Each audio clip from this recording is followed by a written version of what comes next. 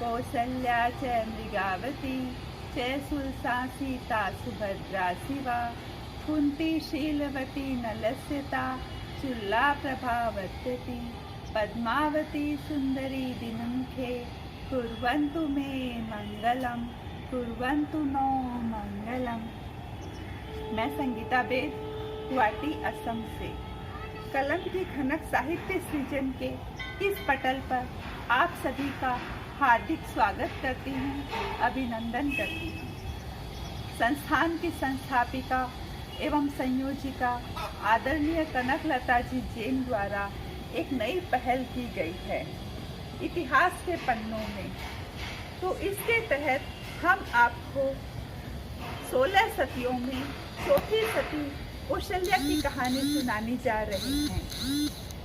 तो आइए सुनते हैं कौशल्या की कहानी। कौशल्या कुशलस्थ के महाराजा सुकौशल की पुत्री थी। कौशल्या की माता का नाम अमृत प्रभा था। राजा रानी के दिल में संतान प्राप्ति की तीव्र अभिलाषा थी। प्रौढ़ावस्था में एक पुत्री हुई जिसका नाम अपराजिता रखा गया। कौशल राजा की पुत्री होने के कारण इनका नाम कौशल्या पड़ा। अयोध्या के महाराजा दशरथ जब दिग्विजय करते हुए कुशलपुर आए तब सुकौशल ऐसे कब मानने वाला था। युद्ध में सुकौशल परास्त हुआ, पर अपनी पराजय का जहां उसे शोक हुआ वहां उसे हर्ष इस बात का हुआ कि चलो पुत्री के लिए एक सुयोग्य वर मिल गया। राजा ने अपनी इकलौती पुत्री का विवाह दशरथ के साथ कर दिया। कौशल्या महाराजा दशरथ की पटरानी बनी। महाराज दशरथ के सुमित्रा, कैकेयी और सुप्रभा ये 3 रानियां और भी थी। कौशल्या का इन सब के प्रति कोई स्वार्थ भाव नहीं था। कौशल्या के उदर से ही श्री राम का जन्म हुआ। राम की मर्यादा पुरुषोत्तमता चिर परिचित है। पुत्र शुभ संस्कारी तब ही हो सकता है जब उसे माता पिता से शुभ संस्कार मिले। देखा जाए तो पुत्र को सही शिक्षिका माँ ही हुआ करती है। अपने पिता के वचन पालन के लिए अयोध्या के शासन को ठुकराकर राम ने जब वनवास ले लिया और वन में जाने लगे तब राम ने कौशल्या को प्रणाम किया।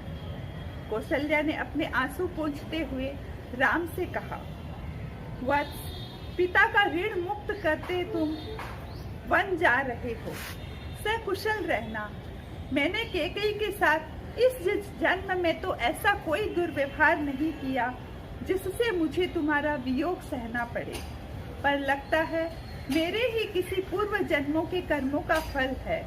अतः न तो मेरे मन में उसके प्रति तनिक भी दुर्भाव है और न ही तुम कोई भी दुर्भाव विमाता कैकेयी के प्रति रखना। अन्य तो निमित्त मात्र ही हो सकते हैं। शुभाशुभ फल तो व्यक्ति को अपने किए हुए कर्मों के द्वारा ही मिलता है। कौशल्या आदि माताओं का आशीर्वाद लेकर राम वन में जाते हैं। रावण के द्वारा सीता का हरण होता है। रावण का नाश करने के बाद सीता को राम पुनः अयोध्या लेकर आते हैं। भरत के आग्रह से भी राम ने राज्य स्वीकार नहीं किया। अपने अनुज लक्ष्मण को ही अयोध्या के सिंहासन पर बैठाया। रानी कौशल्या को विरक्ति आ गई क्योंकि उसने राम को वनवासी वेश में तो अयोध्या के राज सिंहासन का त्यागी रूप में भी देख लिया। पति का सुख देखा तो पति का वियोग भी देखा। राज रानी बनी तो राजमाता से बढ़कर गौरव भी प्राप्त किया।